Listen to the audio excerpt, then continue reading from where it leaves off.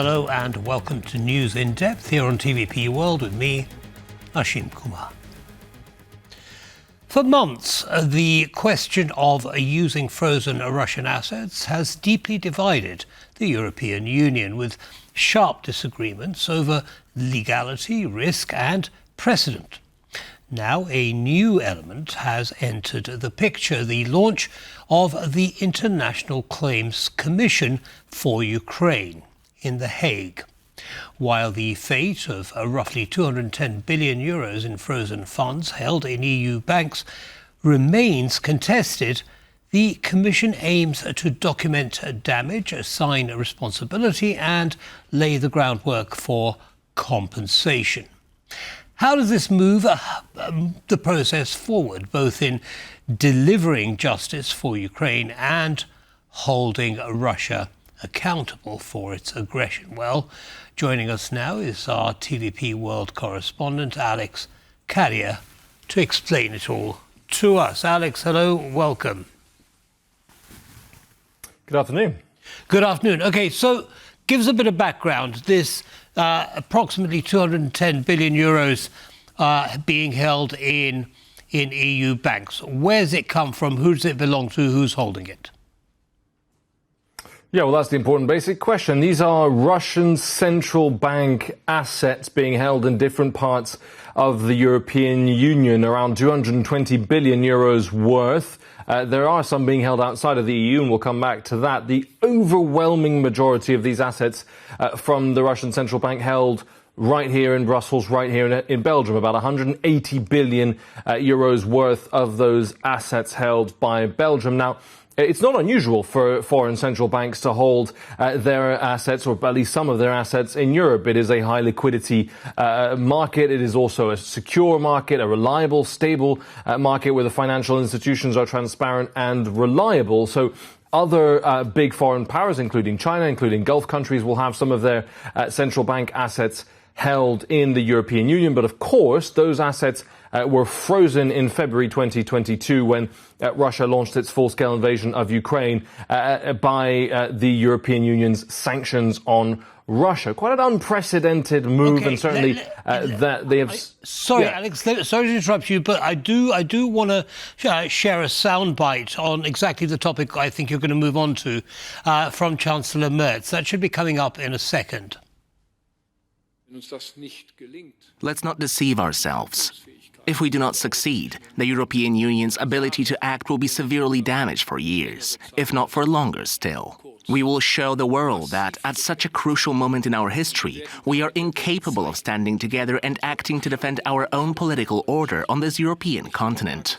That is why this week is so important for all of us. Right, so it's normal, for the reasons you just mentioned, for different countries to hold their assets in the European Union. However, as we just heard, Chancellor Merz is calling for some kind of unity from the Union to use these assets, to leverage these assets, and emphasising the importance of doing it now. Explain that dichotomy to me. Well, the urgency in that statement is because Ukraine is going to face some really serious financial hardship and have financial problems next year if a deal is not agreed. That is why there is so much pressure. That is why Friedrich Merz, the German Chancellor, is ramping up that pressure. Now, this reparations loan pitched by the European Commission would basically be a use of these frozen assets as an underwriting. So it wouldn't be just giving them to Ukraine. They would be loaned to Ukraine on the condition that the country pay them back with war reparations from Russia. That is the plan. And it's important to say these assets have already been used. Let's imagine you have your savings sat in a bank account which your bank gives you 4% interest on, or you can get central bank interest, then it will be generating profits. And because this is a huge sum of money, those profits, to the tune of several billion, close to the 10 billion euro mark, have already been given to Ukraine from these frozen assets. The move here would be using the assets themselves, and that's where Belgium and others are worried about any potential legal repercussions. Right, OK. So there is, I know that there's a split in the European Union about whether or not to use that capital, the approximately 210 billion euros. The majority sense is that it should be, but there are some countries that disagree, Italy being the largest of them. What's underneath that split?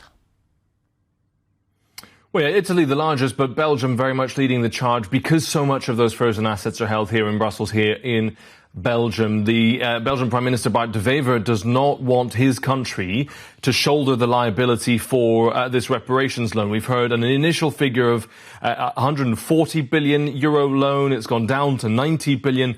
They may quibble over the final number, but Bart de Wever does not want Belgium to be the one to have to foot the bill if an international court rules in Russia's favor and says, well, actually, you weren't really allowed to loan that money to Ukraine. Now, some lawyers will tell you it's fine. Other lawyers will tell you there is a risk. And I think that is the crux of the disagreement. That is the main litigation fear and responsibility fear from Belgium.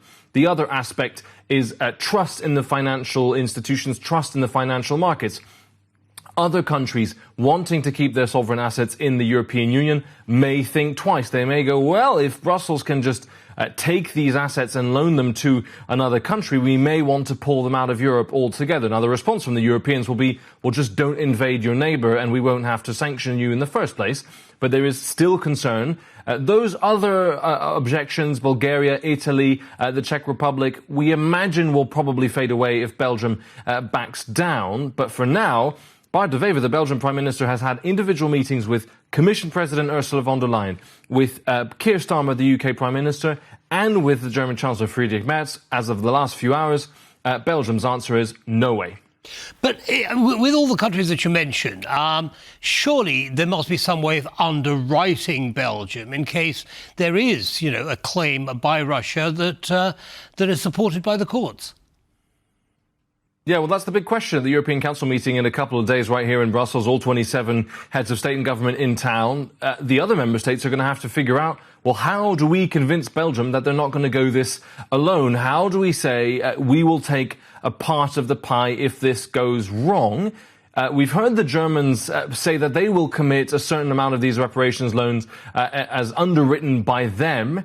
There may be a need from France, from Poland, from others to say, OK, we could get it. We're going to loan 90 billion euros. But if this goes really terribly wrong and the European Union now has to cough up 90 billion euros because loaning the money to Ukraine was illegal and they spent it, France will take 10 billion, 20 billion. Belgium will take 3, 4, based on the size of the economy, based on contributions.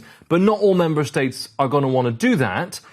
But the other thing that's worse is the alternative, because at the moment the European Council is saying this is the only way, because the other option would be more collective debt, so more collective borrowing from the European Union countries. But that needs unanimity. All EU countries have to agree, and there is no way Hungary and others will.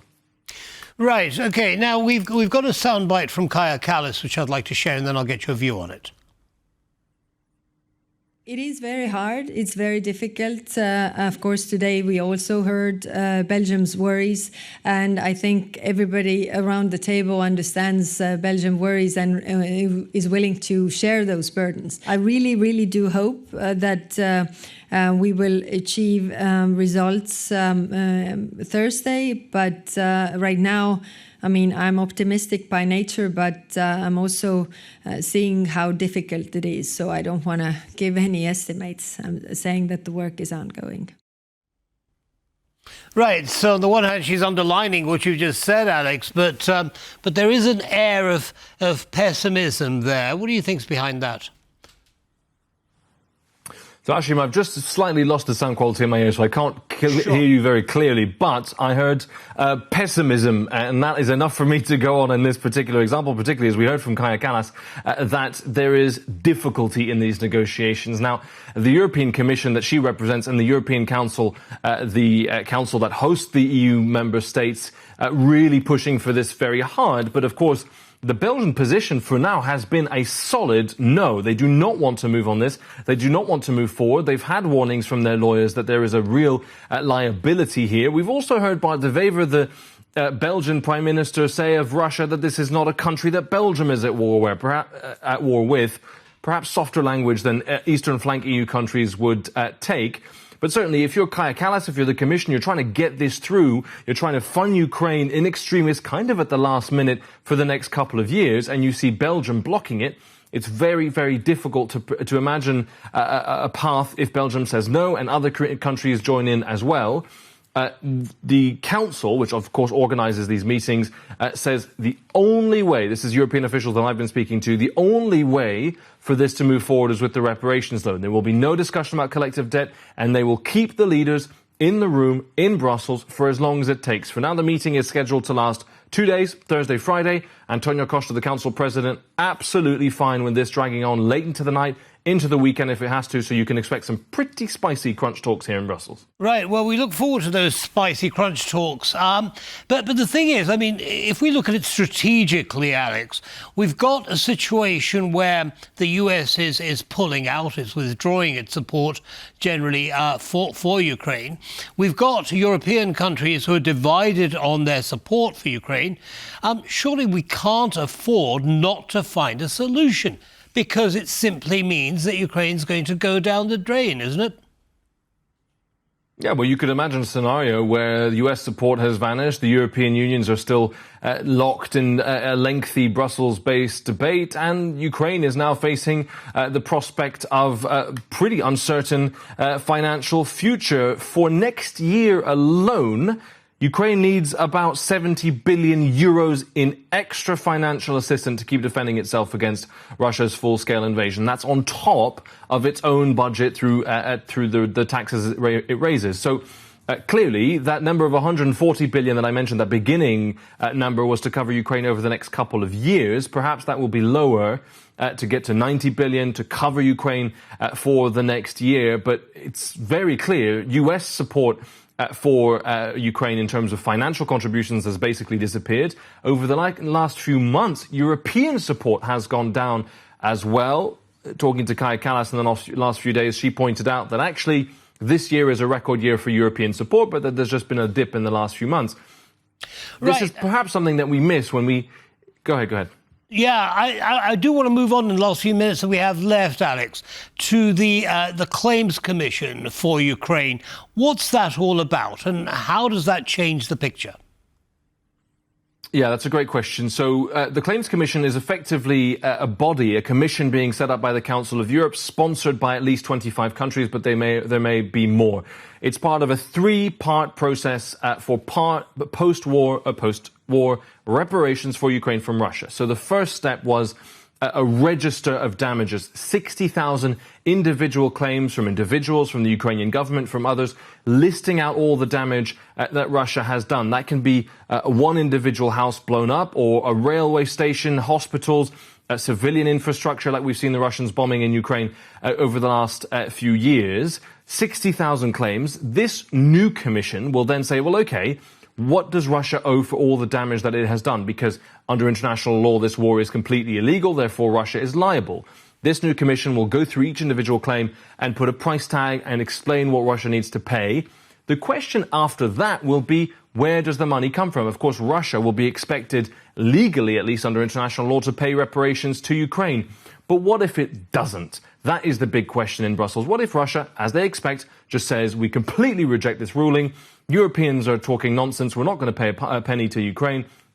Well, then the frozen assets can come into play. And one of the objections from Belgium, which is interesting, they say, well, if we've already loaned them to Ukraine to sustain itself over the next couple of years, what happens if we can't get the money for reconstruction from Russia? Who's going to have to foot the bill then? That is a really big question, but Ukraine needs the money, and it needs it now.